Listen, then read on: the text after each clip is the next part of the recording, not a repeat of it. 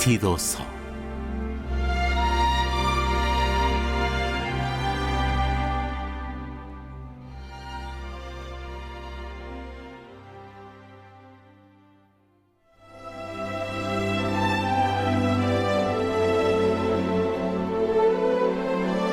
일장.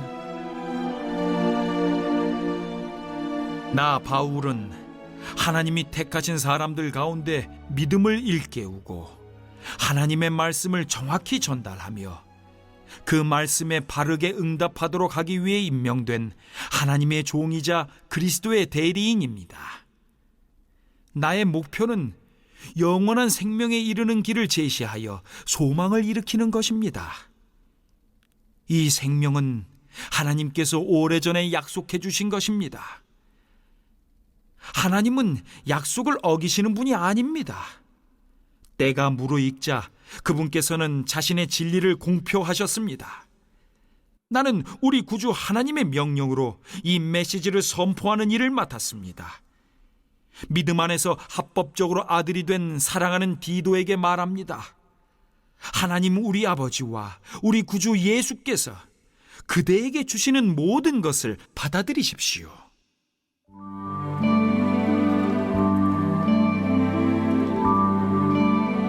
크레타에서의 디도의 사역. 내가 그대를 크레타에 남겨둔 것은 내가 마무리하지 못한 일을 그대가 마무리하게 하려는 것입니다. 내가 지시한 대로 각 성읍의 지도자를 임명하십시오. 그들을 뽑을 때는 다른 사람들에게 이 사람은 평판이 좋습니까? 아내에게 헌신합니까? 자녀들도 신자입니까? 자녀들은 그를 존경하고 말썽을 피우지는 않습니까? 하고 물어보십시오. 하나님의 집안일을 책임지는 교회 지도자는 존경받는 사람이어야 합니다. 그는 고집을 부리지 않고 쉽게 화를 내지 않으며 술을 지나치게 좋아하거나 폭력을 행사하거나 돈을 사랑하는 자가 아니어야 합니다. 그는 사람들을 환대하고 도움을 베풀며 지혜롭고 공정하고 공손하고 자신을 잘 알고 메시지를 잘 이해하고 사람들이 진리를 알도록 격려할 줄 알고 진리에 반대하는 자들을 제지할 줄 알아야 합니다. 교회 밖에는 반항적인 사람들, 곧 느슨하고 난잡하며 속이는 자들이 많습니다. 종교적으로 자라서 남보다 더 많이 안다고 하는 자들이 최악입니다. 그들의 입을 다물게 해야 합니다. 그들은 자신들의 가르침으로 가정들을 송두리째 붕괴시킵니다. 모두 재빨리 한미천 잡으려고 합니다. 그들의 예언자들 가운데 한 사람이 그것을 가장 잘 표현했습니다. 크레타 사람들은 태어날 때부터 거짓말쟁이, 지저대는 개, 게으른 먹보들이다. 이 예언자는 사실을 정확히 표현한 것입니다. 그들을 당장 꾸짖으십시오.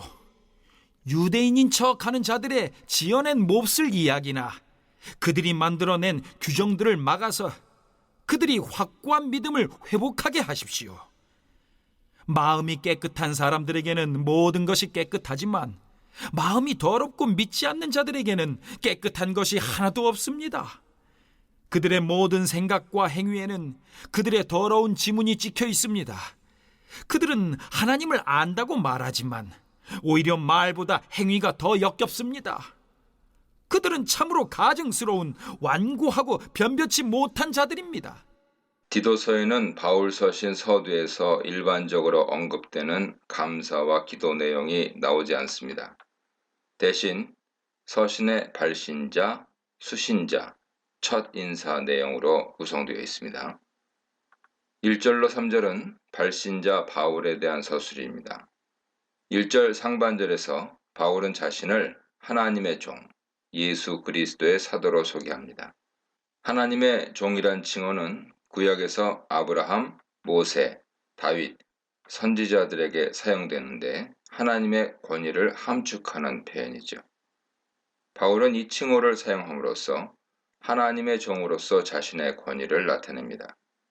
예수 그리스도의 사도 혹은 그리스도 예수의 사도는 바울 서신 서두에 나타나는 가장 보편적인 칭호입니다. 그는 자신이 하나님 뜻으로 말미암아 예수 그리스도를 위한 사도가 되었다고 고백합니다. 1절 하반절로 3절에서 바울은 자신의 사도된 목적을 세 가지로 진술합니다. 첫째, 바울 사도직은 하나님이 택하신 자들의 믿음을 위한 것입니다. 하나님의 택하신 자들은 구약 이스라엘을 계승하는 하나님 백성인데 그리스도 안에서 믿음으로 구원받은 성도들입니다. 이 구절에서 성도의 구원은 하나님의 선택과 믿음에 근거한 것임을 시사합니다. 그런데 바울은 복음을 전함으로 하나님의 선택받은 자들을 믿음으로 인도하는 것이 사도로서 자신의 사명임을 밝힙니다. 둘째, 그의 사도직은 경건함에 속한 진리의 지식을 위한 것입니다. 진리의 지식은 그 진리를 아는 자들을 경건한 삶으로 나아가게 하죠. 하나님을 향한 경건함은 목회서신 중심 주제 중 하나입니다. 바울은 성도들로 하여금 경건한 삶으로 이끄는 진리의 지식을 얻게 하는 것이 그의 사도직의 한 가지 목적이라고 밝힙니다. 셋째, 그의 사도직은 영생의 소망을 위한 것입니다.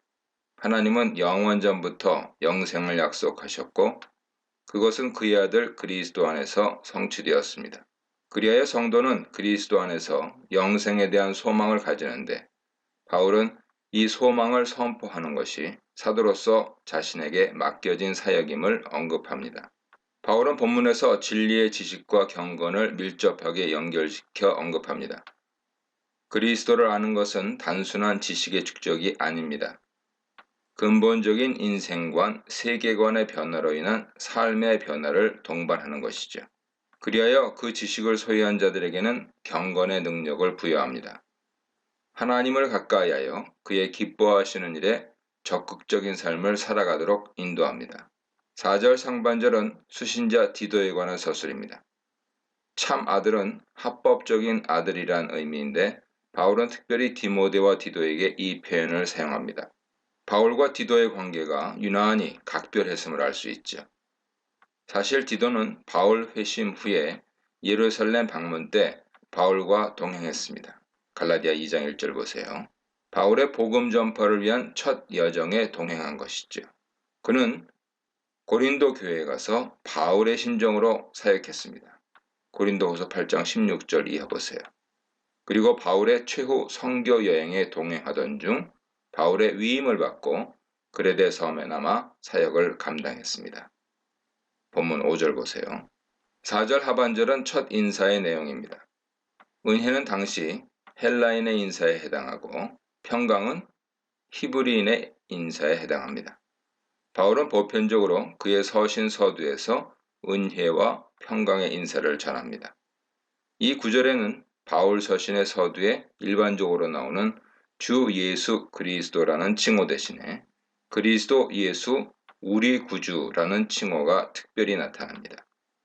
구주라는 칭호는 디도서에서 구원교리와 관련하여 거듭 나오는데 예수께서 구세주이심을 강조하는 것이죠. 5절로 9절입니다. 바울은 로마 감옥에서 풀려난 후에 디도와 더불어 그레데 섬에 가서 복음을 전파했습니다. 그리고 섬을 떠나면서 디도를 남겨두어 목회 사역을 감당하게 했습니다. 후일에 바울은 디도에게 편지를 보내 목회와 관련된 여러 가지 권면을 했습니다. 본문은 교회 지도자인 장로와 감독의 자격에 관한 권면입니다. 그 내용은 장로 자격에 대한 권면 5, 6절과 감독 자격에 관한 권면 7, 9절로 구성됩니다.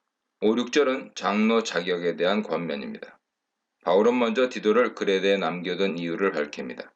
바울은 다하지 못한 일을 완성하고 각 성의 장로들을 세우는 일을 위하여 디도를 그레데 섬에 남겨두었습니다. 디도에게 맡겨진 중요한 사역 중 하나는 각 성의 장로들, 즉 지도자들을 세우는 일이었죠. 그리하여 바울은 본문에서 지도자 자격에 대해 구체적으로 언급합니다. 6절은 장로 자격에 대한 서술입니다.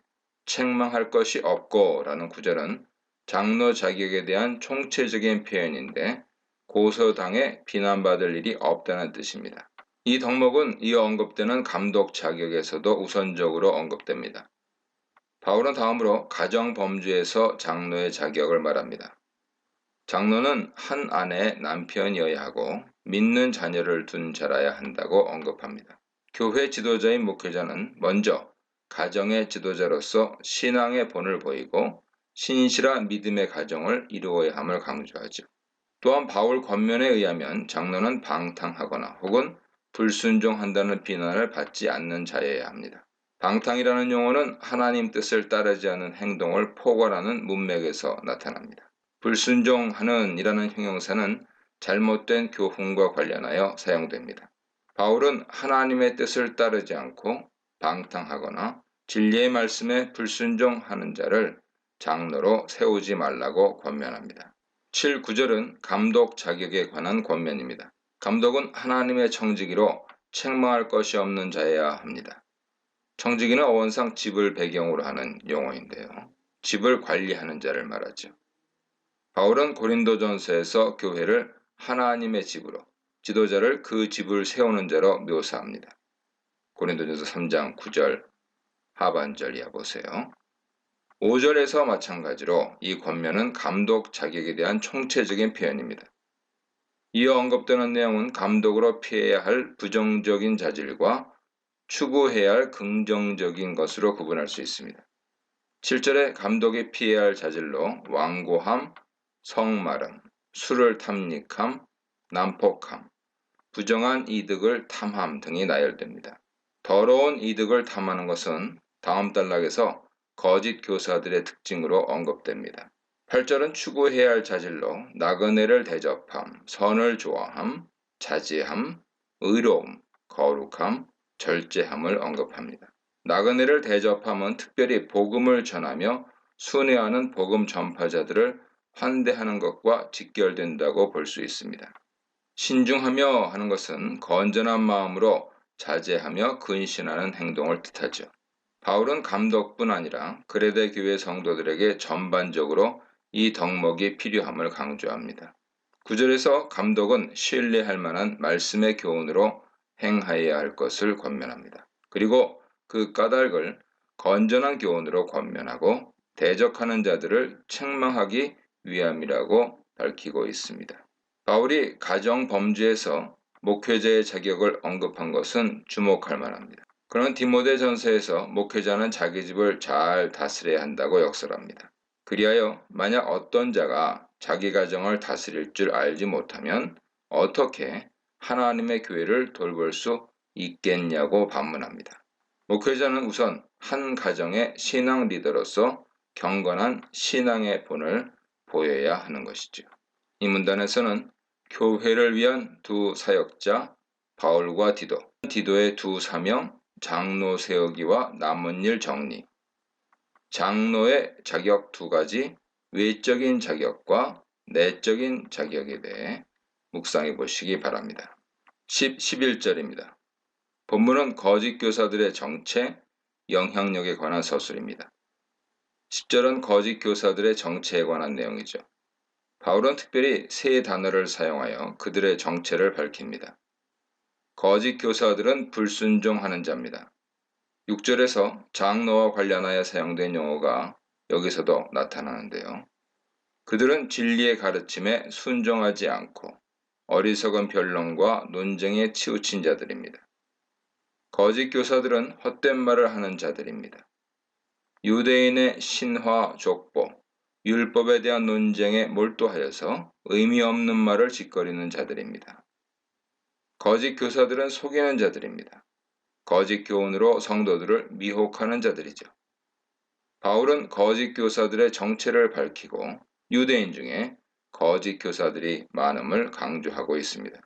11절은 거짓 교사들의 영향에 관한 내용입니다. 11절 상반절에서 바울은 거짓 교사들의 입을 막으라고 권면합니다. 입을 막다라는 동사는 문자적으로 입에 재갈을 물리라 하는 뜻이죠. 이 구절에서 거짓 교사들에 대한 강력한 제재를 권하는 바울의 의지를 엿볼 수 있습니다.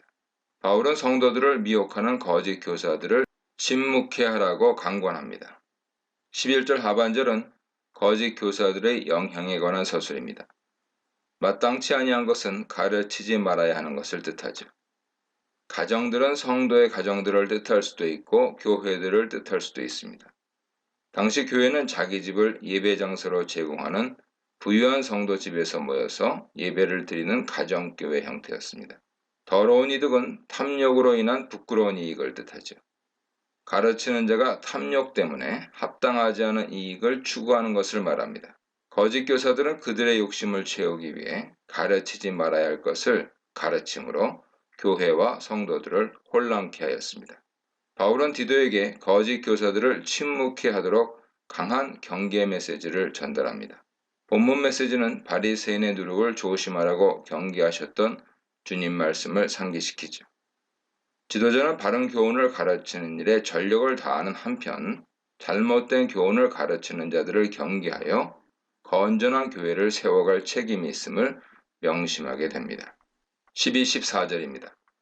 바울은 본문에서 엄중한 책망을 명령하고 책망해야 하는 이유를 분명하게 밝힙니다. 12절은 바울의 인용이죠. 에피메니데스의 시는 그레데인의 사기성, 잔인함, 욕심, 태만 등을 표현하고 있는데요. 바울은 그의 식구를 인용해서 자신의 권면의 정당성을 변호합니다. 13절 상반절은 인용한 글에 대한 바울의 동의죠. 13절 하반절은 바울의 권면입니다. 이 절에 언급된 그들, 즉 책망 대상은 누구인지 명확하지 않습니다. 거짓 교사를 뜻할 수도 있고 거짓 교사 영향 아래 있는 그레데 교회 성도들을 뜻할 수도 있습니다. 단락이 거짓 교사에 관한 언급으로 시작하고 끝나는 문맥으로 보면 거짓 교사라고 보는 견해가 설득력이 더 있습니다. 또한 바울은 다른 목회 서신에서 거짓 교사들의 회개 가능성을 언급합니다. 그런데 거짓 교사들은 그들의 영향을 받은 자들을 구별하는 11절, 13절 하반절로 14절의 내용에 따르면 일반 성도들로 보는 견해 역시 타당성이 있습니다. 이 절은 그 고소 때문에로 시작하는데 바울은 인용에 근거해서 가혹한 책망을 정당화합니다. 13절 하반절, 14절은 책망의 이유에 관한 서술이죠. 바울은 강력한 권징의 이유를 두 가지로 설명합니다. 먼저 엄한 책망은 온전한 믿음을 위한 것입니다. 믿음에서 빗나가지 않는 건전한 믿음을 위한 것이죠. 다음으로 책망은 거짓 교훈에 현혹되지 않게 하기 위한 것입니다. 유대인의 허탄한 이야기는 유대인의 신화를 뜻합니다.